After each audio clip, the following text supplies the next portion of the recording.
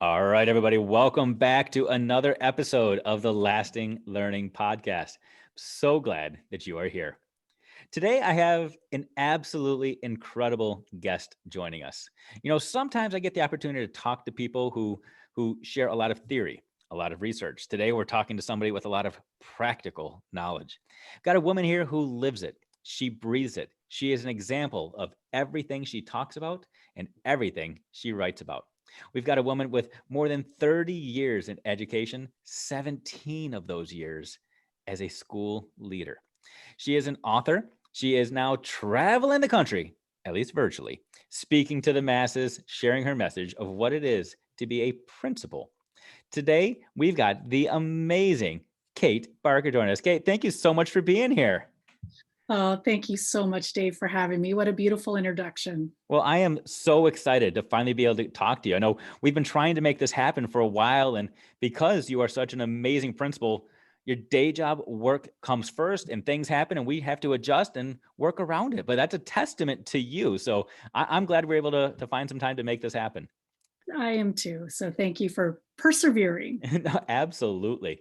So Kate, I know that you are out everywhere right now. Honestly, you can't look at Twitter, Instagram, Facebook without seeing you, your book, and your image out there. You're out there just blasting the world with an amazing message. And I'm so grateful for that. But there might be some people that have missed it for some reason. Maybe for some reason they're not on social media, they're not connected to you. Maybe we're only talking to that small tribe out in Fiji somewhere that isn't connected. I don't know. But to those couple of people that don't know you, do you mind just introducing yourself to the world? Absolutely. And I would be happy to go to Fiji and introduce myself There you go. for sure. But my name is Kate Barker, and I am the proud principal of Cherry Park Elementary, which is located in Portland, Oregon. And we are a very diverse community. We have 28 different languages that are spoken at our school. We have about 70% of our families that live below the poverty line. Mm. And it is the most vibrant, beautiful, amazing community. And despite some pretty astounding obstacles, we still exceed all those state standards. And we do it with having such amazingly high expectations. And it's just infused with love. Mm. Um, and my hobby, which has been writing a book, and it's called Principled, Navigating the Leadership Learning Curve. And it's it was published in November, and it's just been such a joy to share practical strategies and really vulnerable stories with others out there. And so that's been an exciting journey. That's amazing. So Portland, Oregon, one of my favorite places on the planet. Such an eclectic blend of people and geography. It's just so beautiful everywhere you look. I was able to go out there, I think it was 2012, and speak and share and learn a little bit. Amazing donuts, amazing bookstores. What else has kept you in Portland, in that region for your basically your entire life here? Yep, my entire adult life Yeah. outside of college, I've been here. It is, and just Oregon is just beautiful. I've spent all of my years in Oregon, and I actually graduated from Bend High. And if you haven't had an opportunity to go to Bend, Oregon, it has the most amazing mountains and rivers and outdoor activities.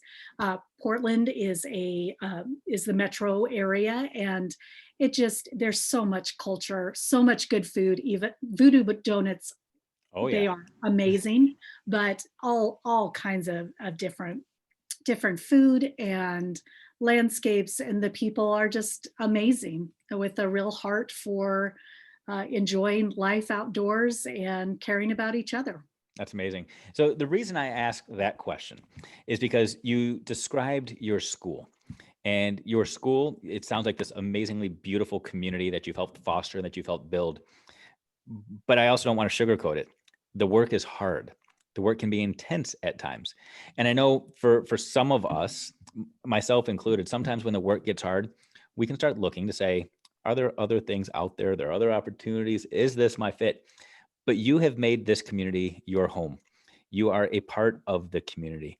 You are the lifeblood of your school and your district. So 30 years in education, 30 years. Wow, it's crazy. We don't hear that often anymore. The average teacher sticks around for 4.5 years now, and you've been there for 30 years in education. What has kept you in your role or in education for so long? Well, I think that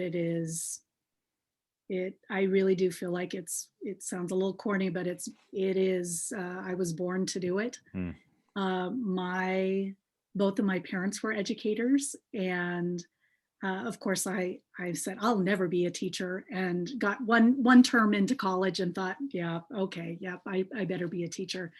I have such a passion for making a difference and growing people. Hmm. And our motto at Cherry Park is everyone's growing, and that includes not only the students but the staff, certainly the principal. I grow every day, as well as our families. And I think that people are the reason why I get up in the morning, and they're my why, and Hmm. they are um, also the most challenging part of my job.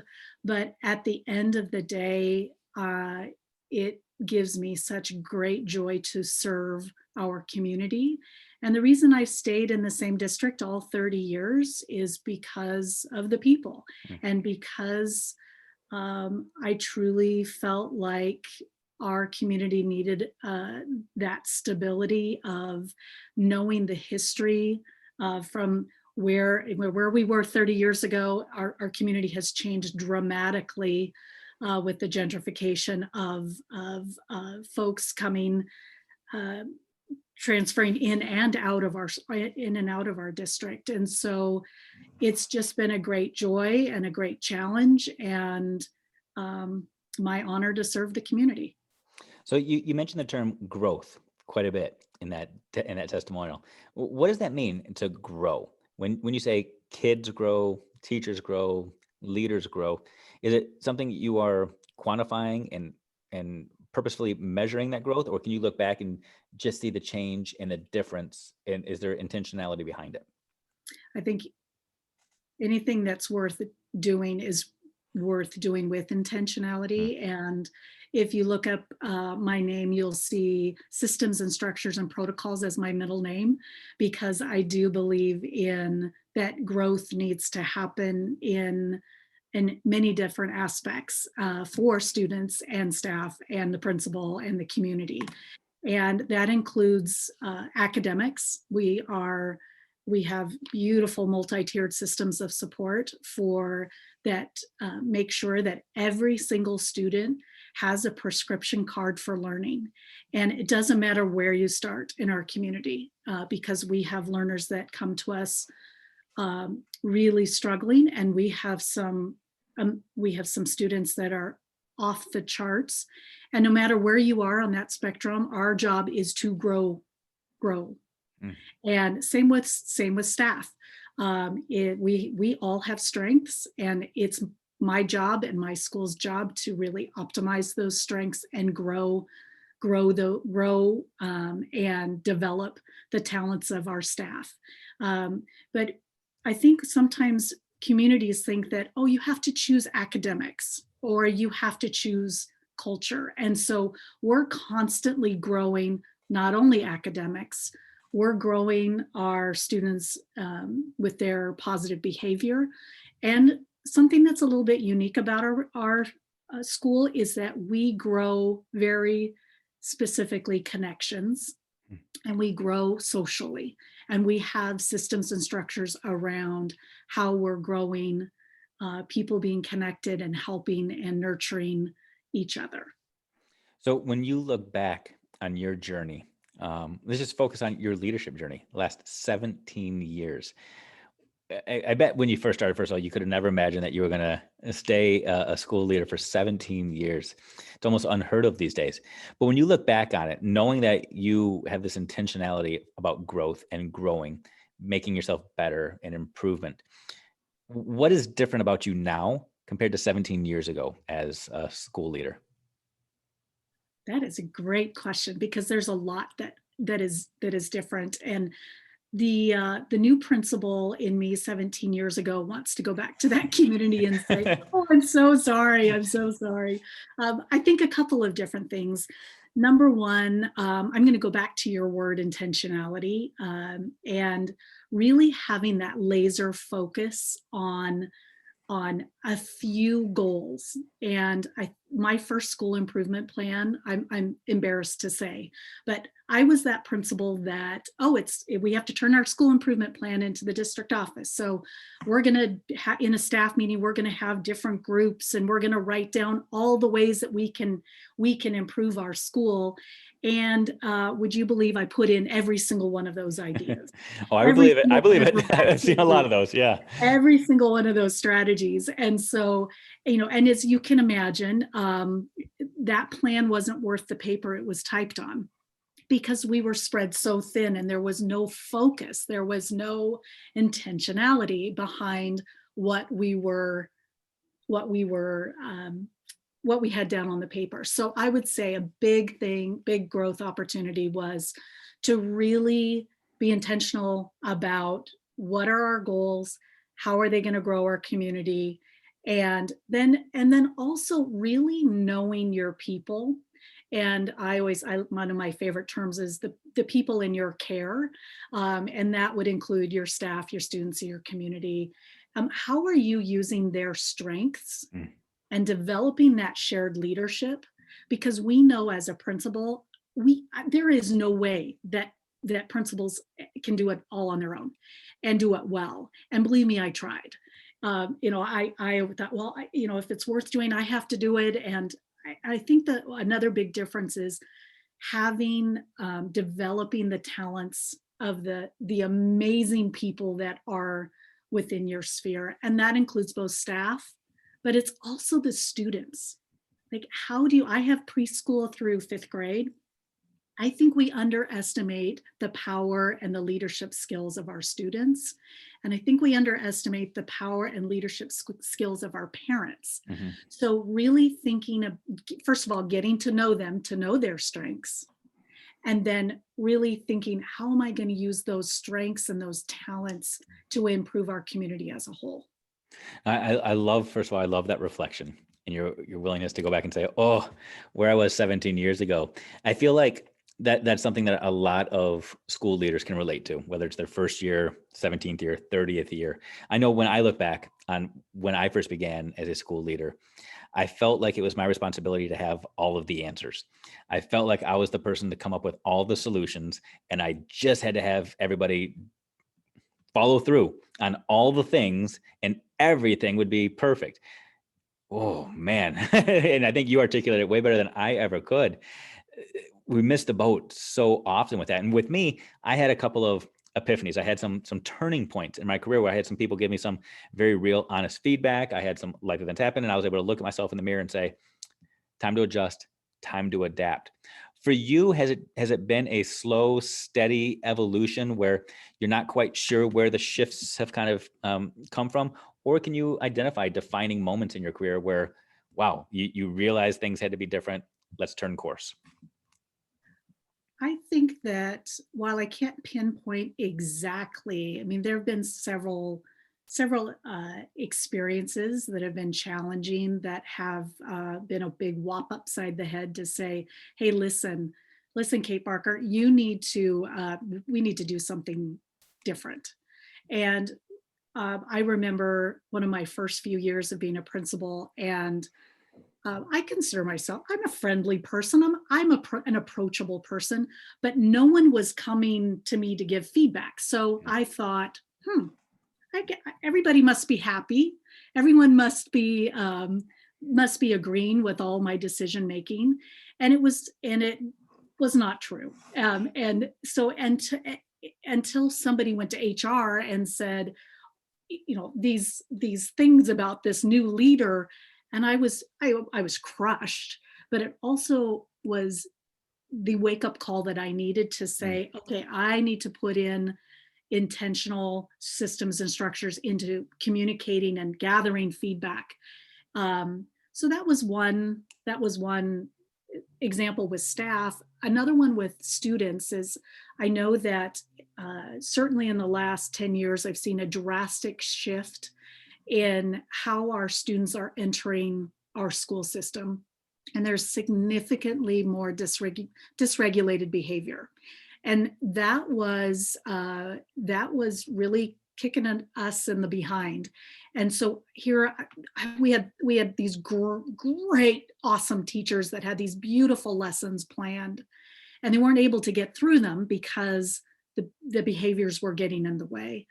And so we really looked hard and did research, and I'm a true believer in early childhood, and I decided we've got to do something different than just academics. And so we've really focused our preschool on the social, emotional, and connection part. And that's where that having a system for connection really came to light. And in the last 6 years, we've really transformed our whole community, because we are intentionally building in those social connections and using our students as leaders to drive positive both academic and behavior and social initiatives.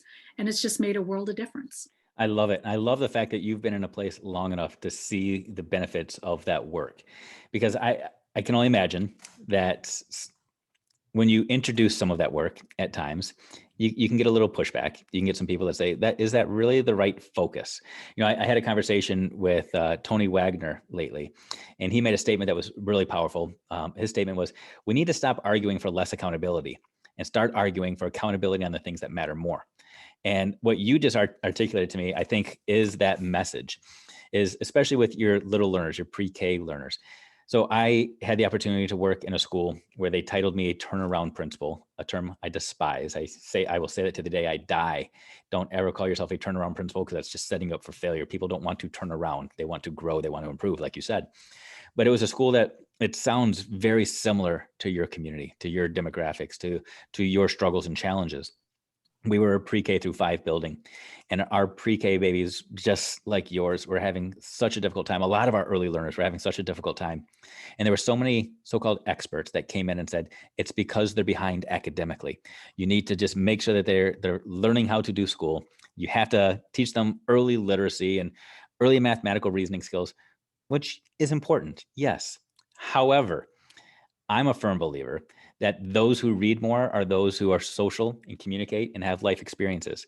Those who are ahead are those who have some of those soft skills, if you will, those more affective skills, those people skills.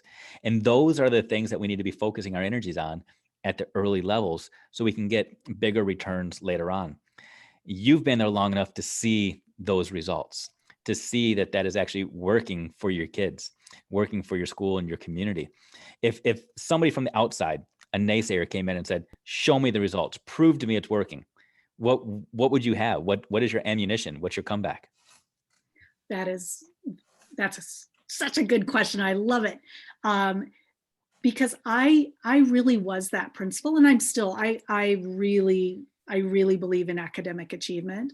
But I also think that if a child or an adult, if they do not have a meaningful connection with their community, they're not going to work as hard. Mm-hmm. They're not going to show up as much. They're not going to be able to participate and engage as much. And so we really work on how do we create a culture of belonging?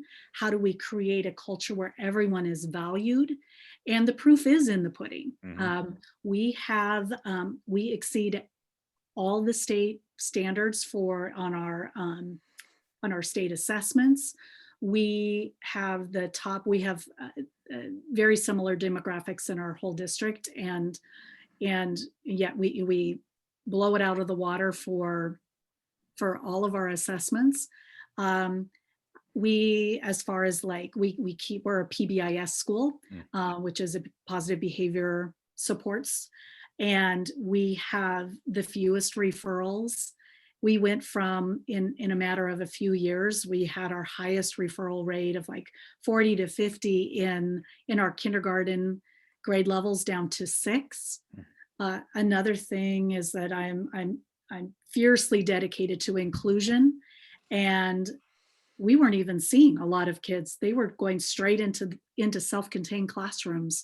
And I'm so happy to say, we, in the last 3 years, we've only had one student that has been part of our preschool that has gone to a self-contained classroom. And I think that the most important outcome is that we have happiness and joy and a staff that love one another and want to be together, and students that are connected to one another and responsible for each other's uh, happiness and cheerleading for people who to achieve. And it's a great place to work, and we work really hard, but we also have so much fun and truly enjoy being together. I love it. I love it. You can tell the best schools by the smiles on the faces.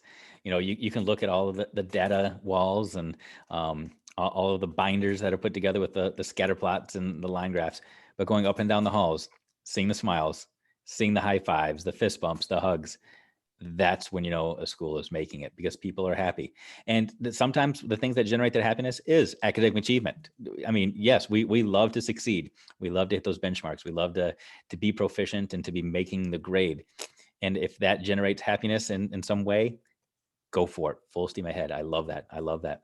So I got to ask you.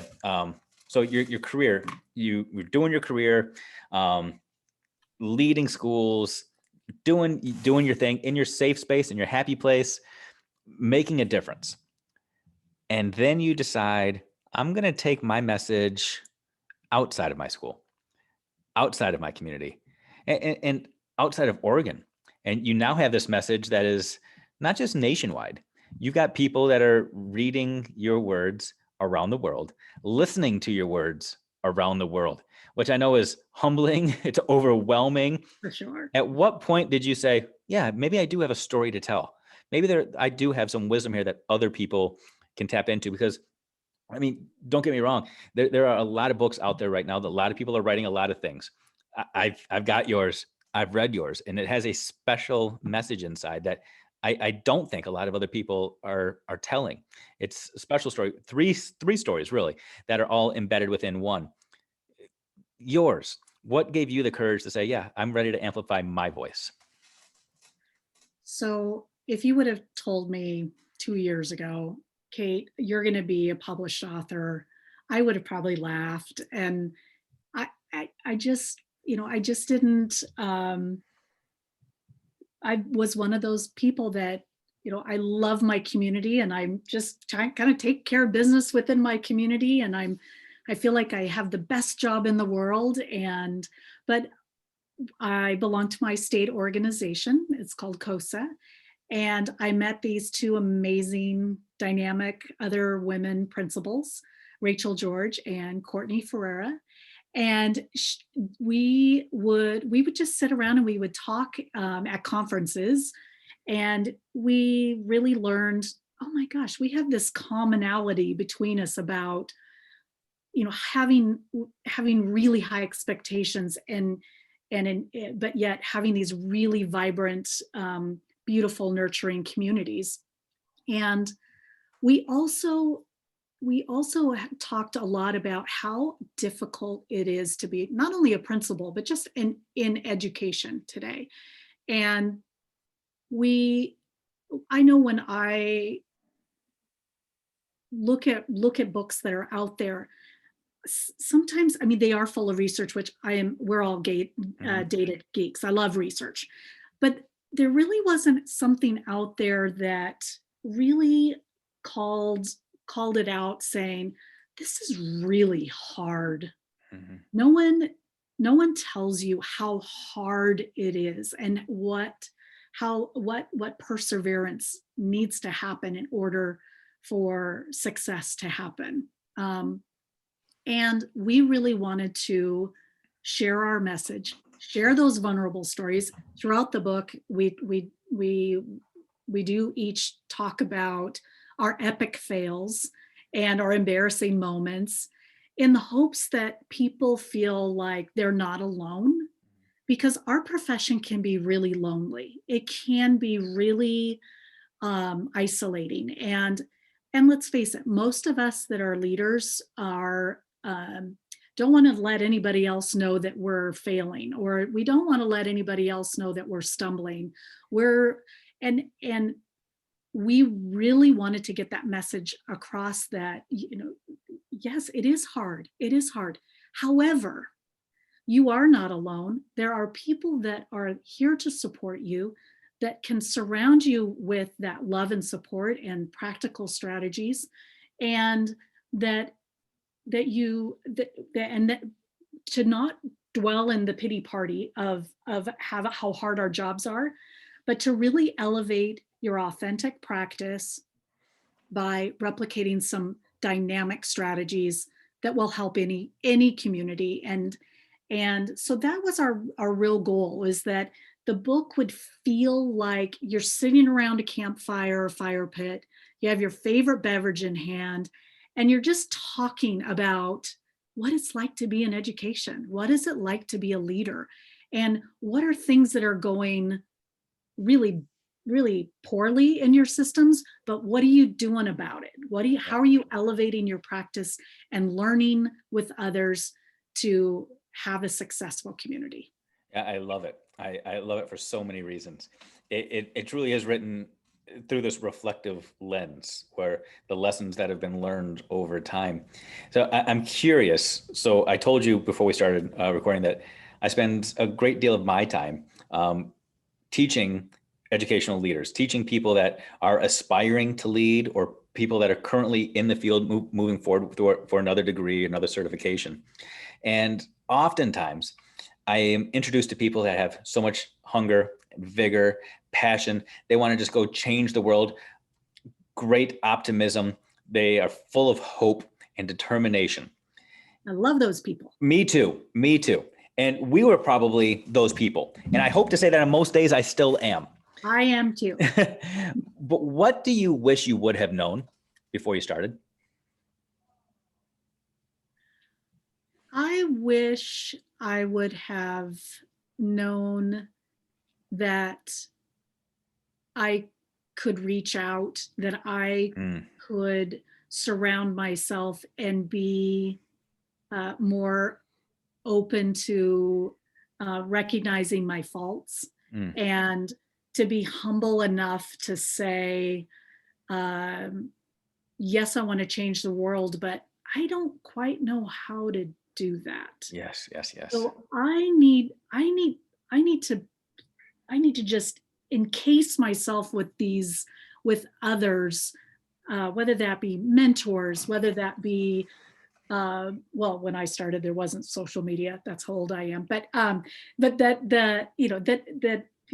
whether that's through social media, or whether that be principals that are across your state or across your nation, that to reach out, have the confidence to say, I don't know, and to reach out and say, I need help. Yes. Yes. Yes. I could not agree more. When I first started off, I didn't have a school email account. I mean, same thing. I did not have, I couldn't even email people, let alone log into MySpace, which hadn't even invented yet, or Facebook, Twitter, Instagram.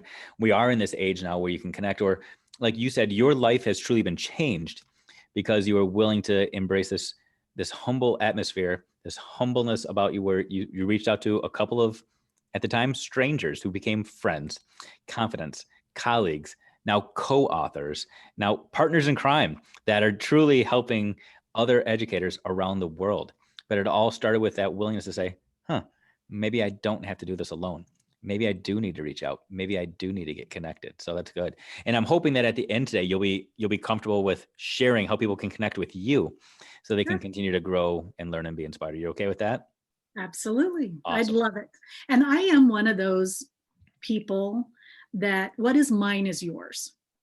That there is uh, I was asking questions, and I tell this to my staff all the time, especially new staff. I will say, if somebody comes to me and says, I don't know, I see that as such a huge strength. Mm, It's not a weakness, because I grew up thinking, oh gosh, if I let somebody else know that I don't know something, they're going to think I'm weak. And so I shout from the tops of the rooftop, you know what? DM me, find me on Facebook, email me directly and say, hey, I don't know how to do this. Or do you have any suggestions for this? Or can we just pick up the phone and have a conversation? Whether I've known you or not, met you or not met you, I think that I am so passionate about helping others and elevating practice and helping people develop what's authentic to them in their leadership style. yes. Yeah, I had a guest on before who said what you said, just a little bit differently. I think mirroring those two concepts are so strong and powerful. But he explained the leader who gets around to finally admitting his weaknesses to those he serves has not shared anything new, which I think is so powerful because I those you love serve already see it. But it takes a special person to finally admit it. So may as well just say it because they already see it. And once you say it, absolutely. then you can move forward, and that humility will allow more people to come. It's also interesting. The more answers you pretend to have, the fewer people are willing to ask you the questions. But the more willing you are to ask questions, the more questions come your way. It's that Absolutely. collegial atmosphere, that collegial spirit. That's so good. So Kate, I got to ask you, and I warned you we were going to do this beforehand. So I don't know if you've been thinking now for the last 45, 50 minutes or not. So whenever I have a guest on, I tell them that I want to give them the opportunity to pretend that they are on a stage with the entire world listening.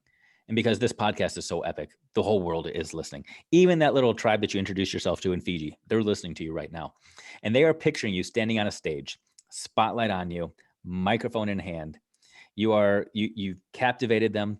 You've kept them completely engaged, but they know the show is almost over and they don't want it to end. But you've got that mic in hand. They're on the edge of the seat and you have the opportunity to say something, drop the mic and walk off. And the crowd could be screaming encore, encore.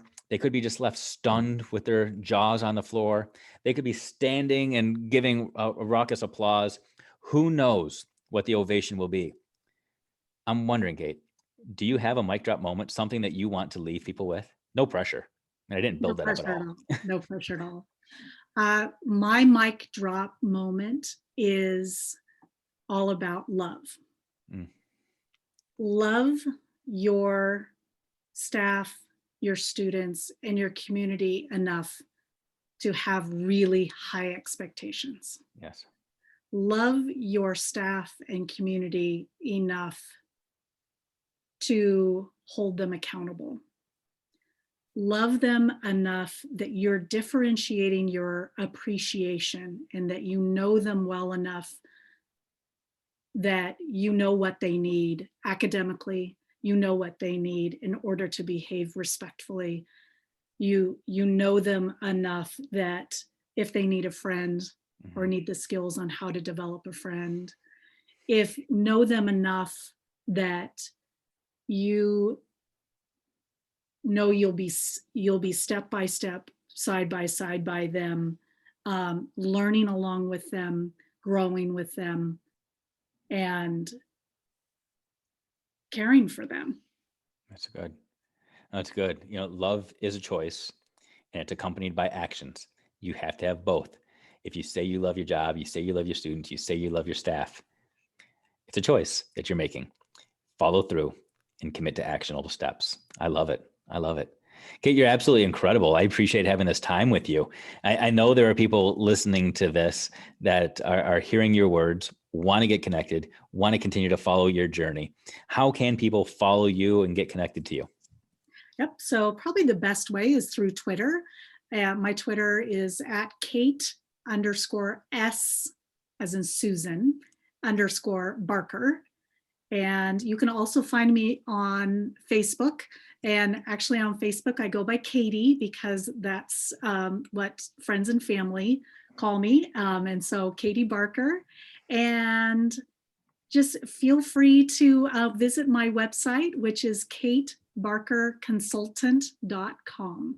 And then, of course, you can follow our journey on our Principal Ed Leadership hashtag, and just look up Cherry Park Elementary, and you can.